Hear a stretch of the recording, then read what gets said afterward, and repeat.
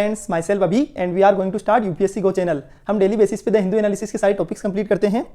आज 30 दिसंबर है और 29 दिसंबर के हम टॉपिक्स कंप्लीट करने जा रहे हैं। आपको मेरे लेक्चर्स बहुत पसंद आएंगे क्योंकि ये सिंपल और हैंड रिटन नोट्स है जो कि बिल्कुल आपको एक बार में मेमोराइज हो जाएंगे। तो आप एक बार टॉपिक को पढ़िए, अगर आपको कोई भी कमी लगती है तो कमेंट कीजिए और प्लीज़ चैनल को लाइक एंड सब्सक्राइब कीजिए क्योंकि मेरा मोटिवेशन आपके सब्सक्रिप्शन पर डिपेंड करता है। चलो टॉपिक को स्टार्ट करते हैं। सबसे पहले एक Qatar court drops death penalty for 8 Indians. तो अभी क्या हुआ था, आपने रिसेंट में एक न्यूज़ सुनी होगी कि 8 नेवी ऑफिसर्स को कतर के अंदर डेथ पेनल्टी देने का प्रोविजन किया गया था। लेकिन अभी COP 28 हुई थी जस्ट रिसेंटली थोड़े टाइम पहले, तो वहाँ हमारे जो प्राइम मिनिस्टर मोदी जी है वो कतर के आमीन से मिले थे और वहाँ पर उन्होंने उनसे इस रिलेटेड डिस्कशन किया। और पहली बार वर्ल्ड के अंदर प्राइम मिनिस्टर ऐसे जो छोटे मोटे कॉन्फ्लिक्ट होते हैं वहाँ पर उन्होंने एंट्री मारी है। और प्राइम मिनिस्टर मोदी जी के बोलने के बाद कतर गवर्नमेंट हरकत में आई और उसके बाद उन्होंने हमारे जो वहाँ के एम्बेसडर होते हैं उनको वहाँ मिलने का चांस भी दिया, किनसे, नेवी ऑफिसर से, और अभी डेथ पेनल्टी को भी ड्रॉप कर दिया। तो बस आपको न्यूज़ ध्यान में होनी चाहिए। चलो नेक्स्ट टॉपिक पढ़ो। Pegasus spyware found on journalist phone after Apple alert says amnesty. तो अभी क्या हुआ, एक पेगासस सॉफ्टवेयर का नाम सुना हो तो ये क्या है कि एक इजरायली सॉफ्टवेयर है। कौन सा सॉफ्टवेयर है? इजरायली सॉफ्टवेयर, जो कि क्या होता है, इजराइल के द्वारा बनाया गया स्पाईवेयर है जो कि इजराइल की एक कंपनी है। मैं आपको समझा देता हूँ, 1 सेकंड। ये एक स्पाईवेयर है जिसको डेवलप्ड एंड लाइसेंस किया गया है बाई इजरायली कंपनी अनसो ग्रुप के द्वारा इसको डेवलप किया गया है। इसको बहुत सारी कंट्रीज परचेज करती है ताकि इस स्पाईवेयर का यूज करके दूसरे लोगों के जो मोबाइल है उससे रिलेटेड डेटा चुराया जा सकता है। गवर्नमेंट भी यूज करती है, लोकल लोग भी यूज करते हैं, हैकर्स भी यूज करते हैं। अभी जैसे क्या है, आपके व्हाट्सअप चल रहा है मोबाइल पे, तो व्हाट्सअप पर एक लिंक आएगा, अगर आप उस पर क्लिक करते हो तो क्लिक करते ही आपकी सारी इंफॉर्मेशन, मैसेज से लेकर A to Z इंफॉर्मेशन उनको शेयर हो जाएगी। ये तो हो गया अगर आप उस लिंक पर क्लिक करते हो तो। लेकिन अगर आप उस लिंक पर क्लिक नहीं करते हो तो क्या होगा, अगर आपने उस लिंक पर क्लिक नहीं किया, बट अभी क्या 0 क्लिक अटैक आने लग गए हैं। अगर कोई वो स्पाईवेयर अगर आपके मोबाइल के अंदर भी चला जाता है तो उससे भी आपका सारा डेटा चोरी कर लेता है। बस आपको उस पर क्लिक करने की जरूरत भी नहीं है। तो इतना धीरे धीरे इसके अंदर और अपडेट आ चुके हैं स्पाईवेयर में। तो जो एप्पल के आईफोन है, एंड्रॉइड फोन है, एंड्रॉइड के ऑपरेटिंग सिस्टम दोनों को ही क्रैक किया जा सकता है स्पाईवेयर से। यानी स्पाईवेयर इतना जोरदार है कि एप्पल के जो आईफोन है उससे भी डेटा को चुरा सकता है और स्मार्टफोन को टर्न कर सकता है एक सर्विलेंस डिवाइस, यानी उसका माइक्रोफोन एक्टिव हो जाएगा। उसके अलावा अंदर की सारी इमेज, सारा डेटा तो चोरी होगा, साथ में माइक्रोफोन और दूसरी जो भी चीज़ें हैं वो भी एक्टिवेट हो जाएगी। तो ये अपने आप में बहुत बड़ी चीज़ है और 0 क्लिक अटैक मैंने समझा दिया ही है। पेगासस सॉफ्टवेयर को हमने बहुत अच्छे से देख लिया है, जो पेगासस स्पाईवेयर है उसको अच्छे से देख लिया है। अभी नेक्स्ट न्यूज़ समझो आप। ये देखो एक कोपरा, जो खोपरा बोलते हैं हम हिंदी के अंदर, उसको बोला जाता है कोपरा। तो कोपरा मस्ट बी इंक्रीज बाई ₹250 से 300। ये न्यूज़ कल भी आई थी, तो एक्चुअली उसमें एक कोपरा न्यूज़ भी इंपॉर्टेंट है। तो उसके अंदर क्या जो मिलिंग कोपरा, 2 टाइप के कोपरा होते हैं, एक तो मिलिंग कोपरा, एक होते हैं बोल एडिबल कोपरा। तो is use to extract oil, अगर ऑयल को एक्सट्रैक्ट करना है तो मिलिंग कोपरा का यूज किया जाता है। और अगर बोल एडिबल कोपरा होता है, जो एडिबल कैसे कि जो हाफ साइज का, जैसे आपको दिख रहा है डायग्राम के अंदर, जो कि आधा कटा हुआ है, तो इसको बोलते हैं बोल edible copra. Is consumed as a dry fruit and used for religious purpose. इसको रिलीजियस पर्पज, आपको पता है हम नारियल चढ़ाते हैं कहाँ, मंदिर में, तो नारियल चढ़ाते हैं तो उसके अंदर कोपरा ही होता है। तो जब नारियल को फोड़ते हैं तो अंदर से कोपरा निकलता है, तो जो पूरा वो होता है उसको एडिबल कोपरा बोला जाता है। और कुछ कोपरा ऐसा होता है जिससे हम ऑयल को एक्सट्रैक्ट करते हैं। कोपरा का प्रोडक्शन सबसे ज़्यादा कहाँ होता है, तो केरला और Tamil Nadu are major producer of milling copra. जो मिलिंग कोपरा के सबसे ज़्यादा प्रोड्यूसर कौन से, डोमिनेंट प्रोड्यूसर, एक तो केरला और तमिलनाडु। और बोल कोपरा के जो मेजर प्रोड्यूसर कौन है, तो कर्नाटका। ये आपको स्टेट का नाम ध्यान रखना है।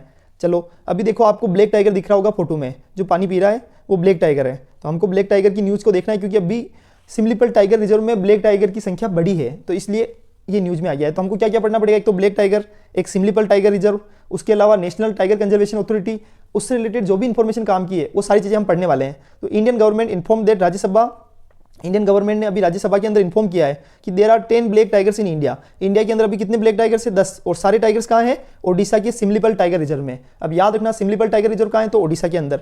Black tigers are not a distinct species. Black tigers होते हैं वो एक डिस्टिंक्ट स्पीसी नहीं है, but a rare colour variant of Bengal tigers, जबकि वो बंगाल टाइगर्स का एक रेयर कलर वेरिएंट है। तो जो बंगाल टाइगर्स है उसका रेयर कलर वेरिएंट है। The colour and pattern of black tigers are due to a single mutation in the trans membrane. याद रखना, एक म्यूटेशन है, उसका नाम क्या है, ट्रांस मेम्ब्रेन एमिनोपेप्टिडाइस क्यू। ये एक म्यूटेशन है, किसके अंदर पाया जाता है, जो ब्लैक टाइगर्स है उसके अंदर पाया जाता है। तो अभी ब्लैक टाइगर्स के अंदर जो उनकी स्ट्रिप्स होती है, जो उनके पैटर्न्स होते हैं ब्लैक कलर के, या उनका कलर ब्लैक होता है, तो उसका रीजन क्या है, तो उसका रीजन का एक ही रीजन है, जो म्यूटेशन पाया जाता है सिंगल म्यूटेशन, उसका नाम है ट्रांस मेम्ब्रेन एमिनोपेप्टिडेस क्यू। और देखो थोड़ा सा ये बहुत ज़्यादा टिपिकल वर्ड है, बट आपको ध्यान में रखना पड़ेगा। और मतलब इसको बोला जाता है Taqpep gene. This mutation is called, क्या बोला जाता है इसको, स्यूडो मेलानिज्म बोला जाता है। इस क्या नाम है, इस म्यूटेशन को बोला जाता है स्यूडो मेलानिज्म। अब होता है सिमलीपल टाइगर रिजर्व। अब इस चीज़ को समझो, एक होता है सिमलीपल टाइगर रिजर्व, डेजिग्नेटेड इन 1956। सबसे इंपॉर्टेंट चीज़ है कि इसको सिमलीपल टाइगर रिजर्व को कब डेजिग्नेट किया गया था, तो 1956 के अंदर इसको टाइगर रिजर्व बोला गया। Part of project tiger since 1973, यानी 1973 से इसको प्रोजेक्ट टाइगर का पार्ट बना दिया गया। डिक्लेयर्ड बायोस्फीयर रिजर्व इन 1994 में, और 1994 के अंदर इसको बायोस्फीयर रिजर्व डिक्लेयर कर दिया गया था। It is the part of the UNESCO world network of biosphere reserve, यानी यूनेस्को को जो वर्ल्ड नेटवर्क है बायोस्फीयर रिजर्व का, उसका पार्ट है। और बायोस्फीयर रिजर्व इसको कब बना दिया गया था, 1994 में। याद रखना है, बहुत इंपॉर्टेंट है। यहाँ पर कौन कौन सी ट्राइब्स पाई जाती है, तो एक तो होता है एरेंगा खेरियस और दूसरी है मेन केडियस और एरेंगा खारियस। अभी आपको एक छोटी सी न्यूज़ बताता हूँ। अभी यूपीएससी में थोड़े टाइम पहले क्वेश्चन आया था, वो ट्राइब से रिलेटेड ही था। तो अगर ऐसा क्वेश्चन आ सकता है कि मेन केडियस कहाँ पर पाई जाती है, ये जो ट्राइब है, तो ये जो ट्राइब कहाँ पाई जाती है, तो हमको लिखना है सिमलीपल टाइगर रिजर्व। चलो ये टॉपिक हो गया। अब एक देख लो वाल्मीकि टाइगर रिजर्व, क्योंकि बिहार के अंदर वाल्मीकि टाइगर रिजर्व में क्या हुआ है, वहाँ पर टाइगर की पॉपुलेशन इंक्रीज हुई है। तो साथ के साथ ये न्यूज़ भी है। आज देखो, एक तो वाल्मीकि टाइगर रिजर्व न्यूज़ में आ गया, सिमलीपल टाइगर रिजर्व न्यूज़ में आ गया, उसके अलावा और क्या इन्फॉर्मेशन न्यूज़ में आ गई, नेशनल टाइगर कंजर्वेशन अथॉरिटी भी उससे रिलेटेड है, ब्लैक टाइगर आ गया। साथ के साथ टाइगर को भी पढ़ेंगे, मतलब टाइगर से रिलेटेड सारी चीज़ें पढ़ने वाले हैं। अब टाइगर इंक्रीज के रीजंस क्या है, तो वाल्मीकि टाइगर रिजर्व में स्पेसिफिकली 2 काम किए गए। एक तो सैंड पर जो सैंड माइनिंग होती है और स्टोन माइनिंग होती है, उसको बैन कर दिया गया है। तो उसके अंदर क्या है, अगर आप माइनिंग बंद कर दोगे तो वहाँ पर ग्रास लैंड कवर बढ़ जाएगा। अगर ग्रास लैंड बढ़ जाएगी तो उसके बाद अगर वहाँ पर माइनिंग बंद हो जाएगी तो सबसे पहले ग्रास लैंड बढ़ेगी, और अगर ग्रास लैंड बढ़ती है तो उसका बेनिफिट क्या मिलेगा, वहाँ पर हर्बीवोरस एनिमल, यानी जो प्लांट को खाने का काम करते हैं, पौधों को खाने का काम करते हैं, वो बढ़ जाएंगे तो वो टाइगर का एक्चुअल में फूड होते हैं, और टाइगर उनको खाकर ही जीवित रहता है। तो टाइगर्स फूड इज अवेलेबल। और सेकंड है अवेयरनेस टू पीपल, यानी लोगों को अवेयर भी किया जाएगा। लेस ह्यूमन एनिमल कॉन्फ्लिक्ट, लोगों को अभी इसके अंदर क्या हुआ है कि जो वाल्मीकि टाइगर रिजर्व है, वहाँ पर जो वहाँ कम्युनिटी रहती है, उनको अवेयर किया गया है कि आपको टाइगर को परेशान नहीं करना है, उनके नेचुरल हैबिटेट में आपको नहीं घुसना है। अगर आप उनके हैबिटेट में घुसोगे तो वो हमारे हैबिटेट में आएंगे। तो उसके कारण क्या हुआ, ह्यूमन एनिमल कॉन्फ्लिक्ट नहीं हुआ। और कितनी बार क्या होता है कि अगर कोई टाइगर आ जाता है गाँव के अंदर, तो वहाँ की जो लोकल लोग होते हैं वो उसको मार देते हैं उससे बचने के लिए। तो लोगों को अवेयर किया गया एक्चुअल में, तो इसके कारण भी वहाँ टाइगर की पॉपुलेशन बढ़ी है। अब वाल्मीकि टाइगर रिजर्व भी देख लो कहाँ पर है, तो सबसे बिहार के अंदर। क्या बिहार में एक ही टाइगर रिजर्व है, तो बिल्कुल बिहार के अंदर ओनली 1 टाइगर रिजर्व है। ये eastern most extent of the Himalayan Terai forest in India. India के अंदर जो ईस्टर्न मोस्ट एक्सटेंट है, सबसे ज़्यादा जो मतलब ईस्टर्न मोस्ट जो एक्सटेंट है हिमालयन तेराई फॉरेस्ट का, वहाँ पर ये पाया जाता है। क्योंकि ओडिशा का है तो ईस्टर्न के अंदर है, तो सबसे ज़्यादा ईस्टर्न मोस्ट पॉइंट कौन सा है, जो हमारा वाल्मीकि टाइगर रिजर्व है, वो वहीं पाया जाता है। सॉरी, ओडिशा नहीं, बिहार क्या है, तो ईस्ट के अंदर है। तो ईस्टर्न मोस्ट एक्सटेंट मैंने आपको समझा दिया किसका, हिमालयन रीजन का ईस्टर्न मोस्ट एक्सटेंट। उसके अलावा नेपाल को ऊपर से टच करता है, क्योंकि हमारा जो बिहार है उसको बॉर्डरिंग कंट्रीज कौन कौन सी है, तो नेपाल उसको बॉर्डर करता है। उसके अलावा नीचे की साइड में यूपी उसको मतलब वेस्ट की साइड में यूपी टच करता है। तो दोनों जो वाल्मीकि टाइगर रिजर्व भी किससे टच करता है, एक तो नेपाल से, नॉर्थ के अंदर तो नेपाल है और वेस्ट के अंदर यूपी है। और tiger, sloth beer, leopard, wild dog और बाइसन और वाइल्ड बोर यहाँ पर पाए जाते हैं। अभी नेक्स्ट न्यूज़ सुनो, उसके अंदर मतलब नेशनल, उसी के अंदर एक टॉपिक और पढ़ना है, नेशनल टाइगर कंजर्वेशन अथॉरिटी। तो ये क्या है, एक स्टेटूटरी बॉडी है जिसका मिनिस्ट्री कौन सी है, तो ministry of environment, forest and climate change. उसके बाद इसकी स्थापना कब हुई, 2005 के अंदर। ये किसकी रिकमेंडेशन पे आया, तो टाइगर टास्क फोर्स नाम से एक कमेटी की स्थापना हुई थी, उनके रिकमेंडेशन पर इसकी स्थापना हुई है नेशनल टाइगर कंजर्वेशन अथॉरिटी की। और उसके अलावा ये हमारे वाइल्ड लाइफ प्रोटेक्शन एक्ट 1972 के प्रोविजंस के थ्रू कवर होता है। इसके अंदर कौन से रूल्स एप्लीकेबल है, तो वाइल्ड लाइफ प्रोटेक्शन एक्ट 1972। उसके बाद इसी के अंदर देखो इसका ऑब्जेक्ट क्या है, एनटीसीए की स्थापना का ऑब्जेक्ट है कि ये एक स्टेट्यूटरी अथॉरिटी है जो कि एक्चुअली मतलब जो टाइगर्स है उनको प्रोटेक्ट करना। और प्रोजेक्ट जो टाइगर था जो लॉन्च किया गया था 1972 के अंदर, 1973 के अंदर एक प्रोजेक्ट टाइगर लॉन्च किया गया था। तो उस प्रोजेक्ट टाइगर के बेसिस पर मतलब उसको जो उसके उद्देश्यों को प्राप्त करने के लिए इसकी स्थापना हुई थी। Fostering accountability of central state in management of tiger reserve, यानी टाइगर रिजर्व के अंदर जो सेंट्रल और स्टेट की जो सेंट्रल और स्टेट है उनका प्रॉपर्ली मैनेजमेंट हो जाए। सेंट्रल लेवल पर कुछ रूल्स बनेंगे और स्टेट उनको रेगुलेट करने का काम करेगा। उसके अलावा टाइगर है तो टाइगर को अभी ये भी पढ़ लिया, एनटीसीए को समझ लिया। अभी एक चीज़ और समझो कि जो टाइगर है, हमने ये देख लिया, ब्लैक टाइगर देख लिया, टाइगर को देख लिया, वाल्मीकि टाइगर रिजर्व को देख लिया, और उसके अलावा और क्या टॉपिक देखा था हमने, सिमलीपल टाइगर रिजर्व को देख लिया है, नेशनल टाइगर कंजर्वेशन अथॉरिटी को देख लिया है। तो साथ के साथ में ब्लैक टाइगर के अलावा टाइगर को क्या बोलते हैं, तो टाइगर का साइंटिफिक नेम है Panthera tigris tigris. IUCN category क्या है, तो एंडेंजर्ड कैटेगरी के अंदर आता है। साइट्स के हिसाब से अपेंडिक्स 1 के अंदर इसको डाला गया है, वाइल्ड लाइफ प्रोटेक्शन एक्ट के अंदर शेड्यूल 1 में। मतलब ये एक्चुअल में बहुत ज़्यादा खतरे में है, इसकी इंटरनेशनल ट्रेड को भी रोक दिया गया है, और इसके अलावा इसकी जो इंटरनेशनल ट्रेडिंग को तो बंद कर दिया है, और इसकी हंटिंग पर भी रोक है। ये चीज़ समझ लो। अब सरकार ने टाइगर से रिलेटेड क्या क्या इनिशिएटिव है तो उनको एक बार के लिए जान लो। एक तो इंटरनेशनल बिग कैट अलायंस, एक चीज़ ध्यान रखना, टाइगर को बिग कैट भी बोला जाता है। कैट के अंदर भी 7 टाइप की स्पेसी होती है, जिसके अंदर चीता भी एक तरह से कैट की स्पेसी होती है, चीता, टाइगर, और जो हम कैट बोलते हैं बिल्ली, ठीक है। तो एक बड़ी कैट की स्पेसी है, बिग कैट बोला जाता है किसको, टाइगर को। उसके International Big Cat Alliance launch किया गया है। उसके अलावा नेशनल टाइगर कंजर्वेशन अथॉरिटी भी इससे रिलेटेड है। सरकार का इनिशिएटिव है। प्रोजेक्ट टाइगर जो 1973 में आया था, स्पेसिफिकली एक टाइगर सेंसस भी हर 4 साल में टाइगर सेंसस होता है जिसमें टाइगर की काउंटिंग की जाती है। और हैबिटेट कहाँ कहाँ ये टाइगर पाए जाते हैं, तो India, Nepal, Bhutan, Bangladesh, Myanmar, Russia, China, Thailand, Malaysia, Cambodia, Indonesia, Laos, Vietnam, इन सारे देश के अंदर ये टाइगर का हैबिटेट एरिया है। तो ये टॉपिक समझ लिया। अब एक टॉपिक बहुत इंपॉर्टेंट है, बहुत शानदार टॉपिक है, समझना है आपको, फेम इंडिया स्कीम। देखो आपको इमेज के अंदर ही पता चल जाना चाहिए किससे रिलेटेड है। तो आपको एक ईवी दिख रही होगी, वो चार्ज हो रही है। तो फेम इंडिया स्कीम के अंदर इलेक्ट्रिक व्हीकल को बढ़ावा देना है, इसकी ट्रांसपोर्टेशन को बढ़ावा देना है और साथ के साथ ही चार्जिंग स्टेशन को भी बढ़ावा देना है। अल्टीमेटली एक ही चीज़ है। अब मैं इसको आपको पूरा समझाऊंगा, सब जगह ये चीज़ मिलेगी आपको। तो fame India scheme phase 2 launch कर दी गई है, faster adoption and manufacturing of hybrid electrical vehicles in India. तो इंडिया के अंदर इसकी फुल फॉर्म क्या है, तो faster adoption and manufacturing of hybrid and electric vehicle in India. ठीक है। अब अभी ये न्यूज़ में क्यों आया है, तो पार्लियामेंट्री स्टैंडिंग कमेटी ने रिकमेंडेशन दी है कि आप जो फेम इंडिया स्कीम है उसकी जो फेज 2 है वो 31 मार्च 2024 को खत्म होने वाली है। तो उसको बढ़ा के हमको 3 साल बढ़ाने के लिए उन्होंने रिकमेंडेशन दी है। तो उसी बेसिस पर ये न्यूज़ अभी अपडेट आई है। तो अभी और पार्लियामेंट्री स्टैंडिंग कमेटी ने क्या क्या रिकमेंडेशन दिए तो उसको पढ़ लेते हैं। उन्होंने बोला है कि इलेक्ट्रिक 2 व्हीलर्स पे अभी क्या हुआ था, जून 2023 के अंदर सब्सिडी थी, उसको बोला जाता था फेम सब्सिडी। क्या बोला जाता था, फेम सब्सिडी, उसको खत्म कर दिया गया था, उसको कम कर दिया गया था। तो पार्लियामेंट्री स्टैंडिंग कमेटी ने बोला है कि आप इस सब्सिडी को फिर से बढ़ाओ और ताकि इलेक्ट्रिक व्हीकल की सेल बढ़ेगी। पहले जो सेल थी वो अचानक से रिड्यूस हो गई क्योंकि प्राइस बढ़ गई है ना। पहले जो इलेक्ट्रिक व्हीकल 1,25,000 में आते थे वो अभी फेम सब्सिडी के हटने के बाद 1,55,000 इतनी प्राइस बढ़ गई है, 30-40 हज़ार रुपये का डिफरेंस आ गया है। तो फिर इलेक्ट्रिक व्हीकल की सेल कम हो गई है।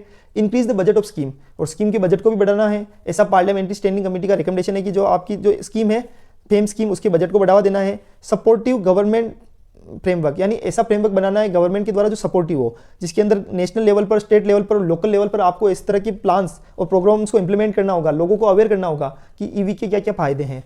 फंडिंग फॉर बेल, यानी जो भारत हेवी इलेक्ट्रिकल्स लिमिटेड है, बेल के आपने शेयर्स भी सुने होंगे कभी, तो जो बेल है, बेल कंपनी, उसकी फंडिंग को बढ़ावा देना है और चार्जिंग स्टेशन को बढ़ावा देना है। जितने ज़्यादा चार्जिंग स्टेशन होंगे उसका सबसे बड़ा बेनिफिट क्या मिलेगा, चार्जिंग स्टेशन ज़्यादा होंगे तो लोग एक्चुअल में ईवी ज़्यादा खरीदेंगे क्योंकि चार्जिंग की टेंशन खत्म हो जाएगी।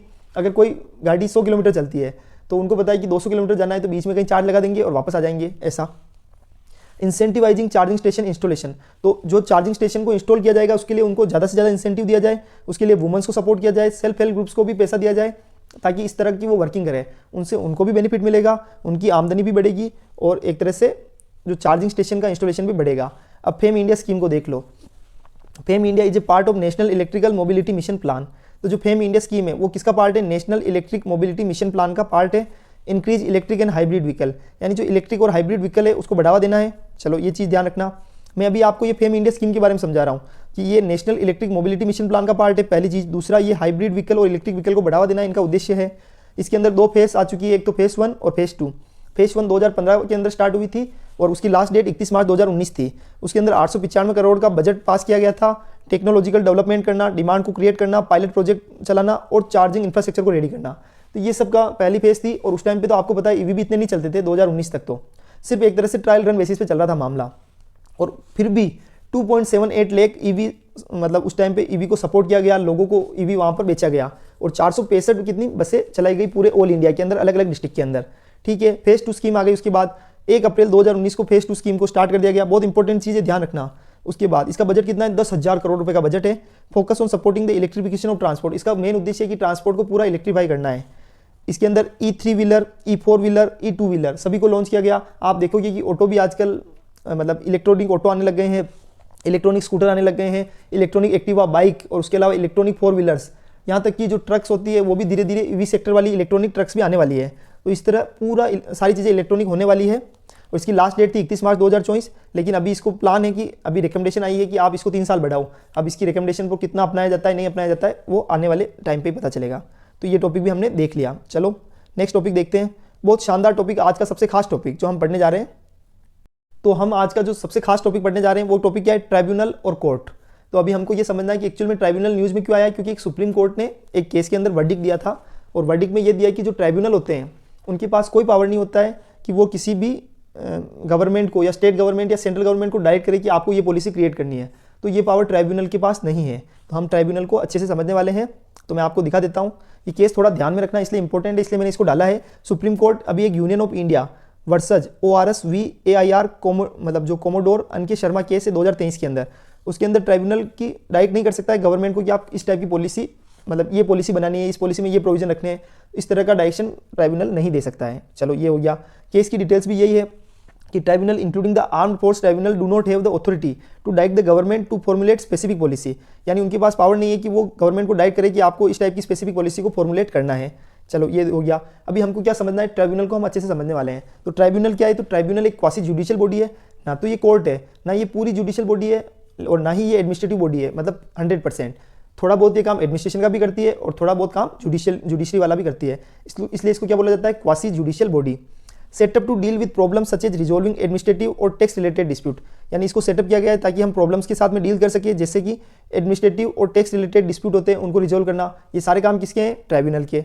ये हमारे कॉन्स्टिट्यूशन का ओरिजिनली पार्ट नहीं था, ओरिजिनल में ट्राइब्यूनल को ऐड नहीं कर रखा था, लेकिन 42 कॉन्स्टिट्यूशनल अमेंडमेंट एक्ट 1976 के द्वारा इसको इनकॉर्पोरेट कर दिया गया।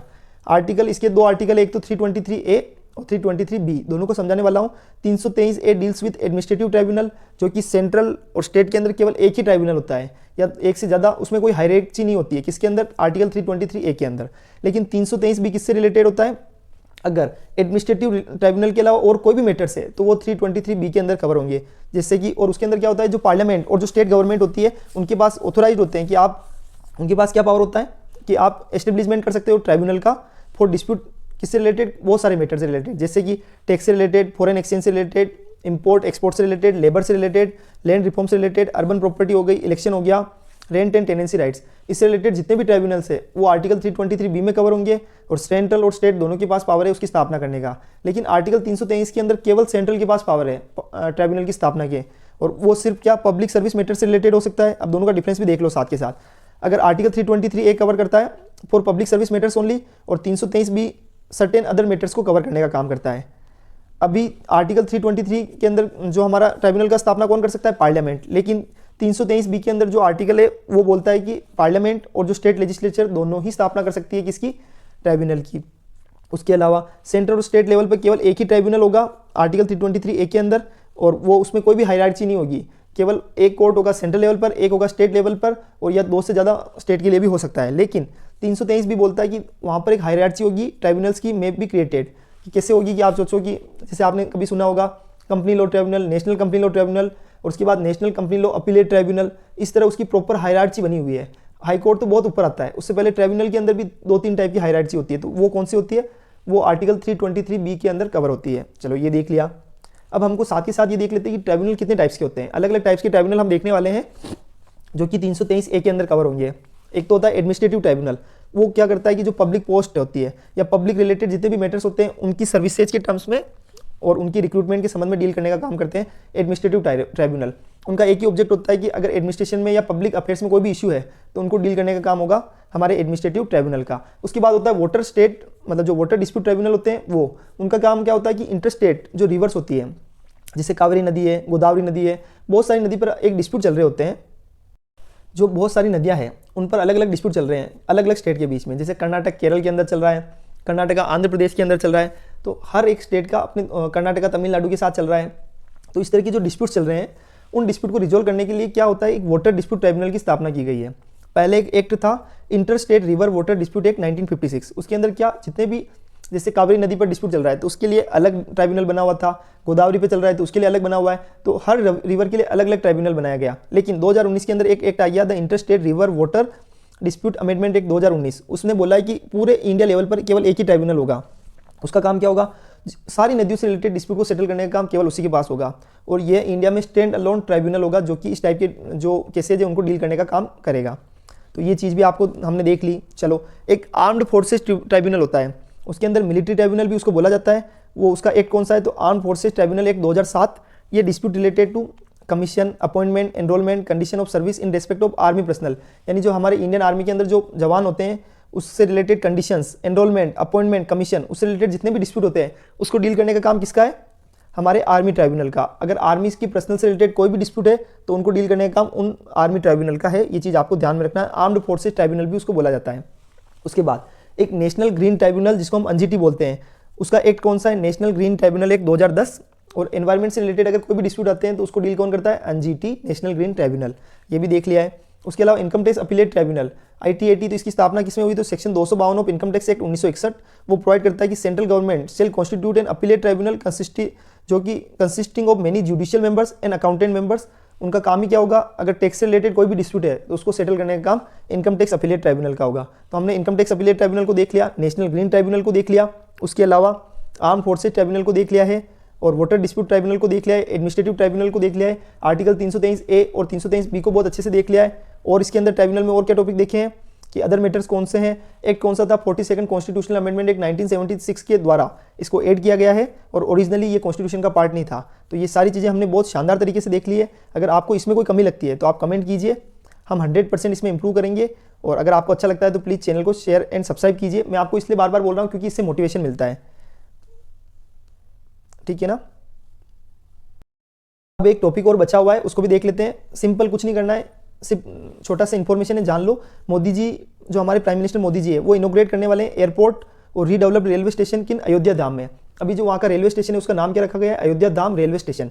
पहले अयोध्या रेलवे स्टेशन था, अब उसका नाम कन्वर्ट करके अयोध्या धाम रेलवे स्टेशन कर दिया गया है, और उसको एयरपोर्ट को इनोग्रेट भी करेंगे और उस रेलवे स्टेशन को रीडेवलप भी किया जाएगा।